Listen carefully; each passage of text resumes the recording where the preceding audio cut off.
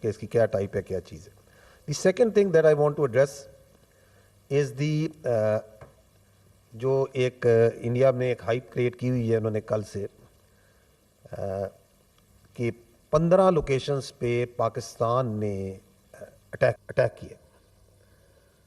نا یہ جو 15 لوکیشنز پہ وہ جو کہہ رہے ہیں اٹیک کیا ہے, it is such a fantastic and cooked up story کہ you can just laugh about it.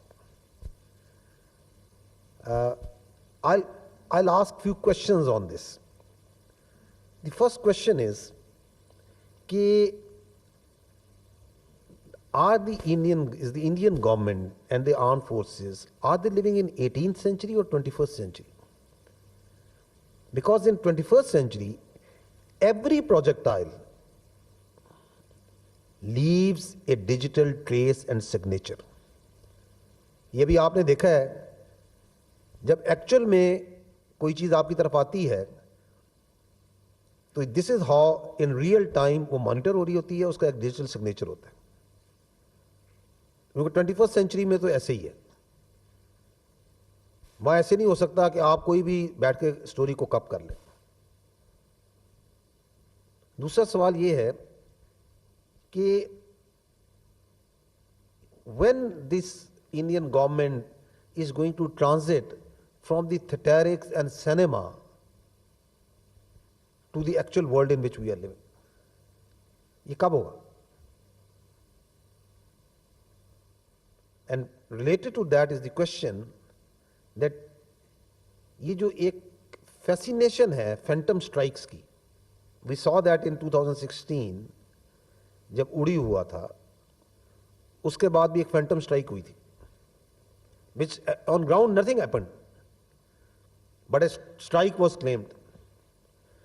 تو جو آج آپ یہ سٹوری ان سے سن رہے ہیں, we can very conveniently call it a phantom defense that they have mounted. So that was a phantom strike. اب وہ ریورس کر رہے ہیں کہ ہم نے اتنا شاندار ڈیفense کیا ہے ہماری ایئر ڈیفنس نے اور باقیوں نے کہ we have taken out 15 جگہوں پہ پاکستان نے اٹیک کیا اور ہم نے دیکھیں لے لیا. اب یہ جو اس کی وہ ثبوت دکھا رہے ہیں, یہ آپ اگر اسکرین پہ دیکھیں تو یہ دکھا رہے ہیں, یہ جو مختلف جگہوں پہ وہ دکھا رہے ہیں کہ جی یہ اپنا یہ پروجیکٹ پاکستان نے بھیجے, میزائلز بھیجے اور وہ اس فیلڈز میں آ کے دیکھیں یہاں لگے ہیں.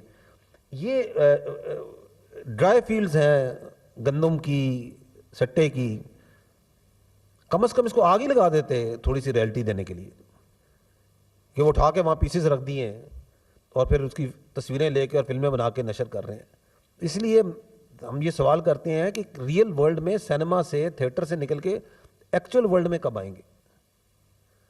اور اگر آپ کا اتنا ہی شاندار یہ ایئر ڈیفنس سسٹم ہے کہ 15 جگہ سے اٹیک ہو رہا ہے جس کا کوئی سگنیچر نہیں ہے, جس کے لیے یہ کچھ پکچرز ہیں جو کہ ڈال کے بار بار دکھا کے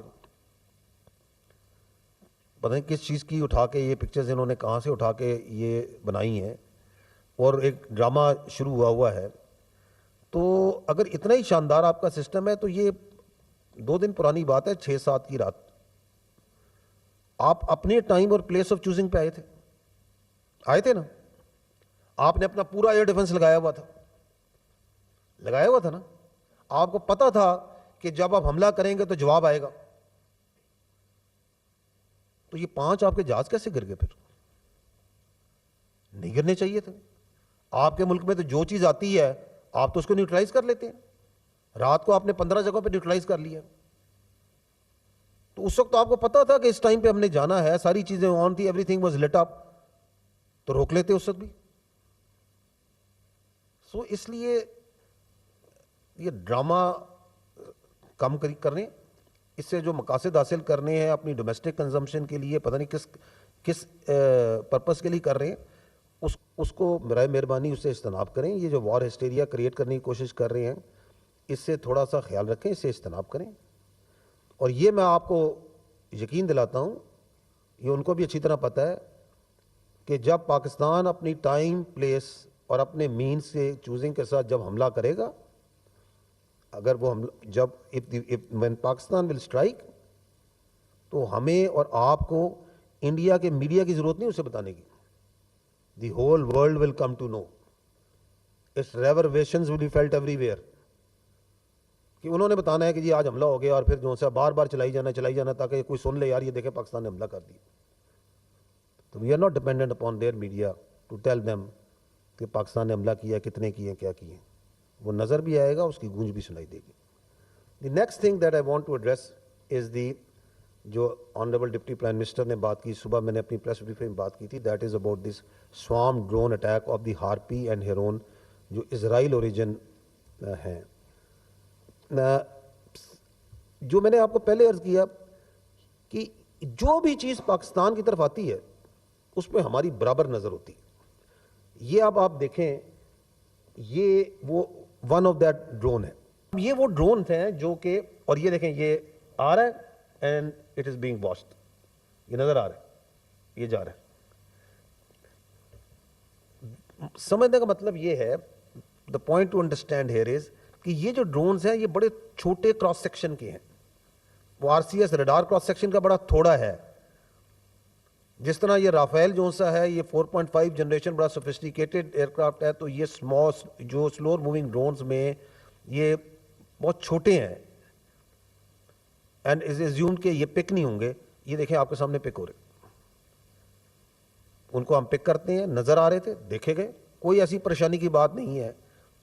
اب جب وہ آئے تو ان کو کیسے انگیج کرنا ہے اس کا ایک طریقہ ہے.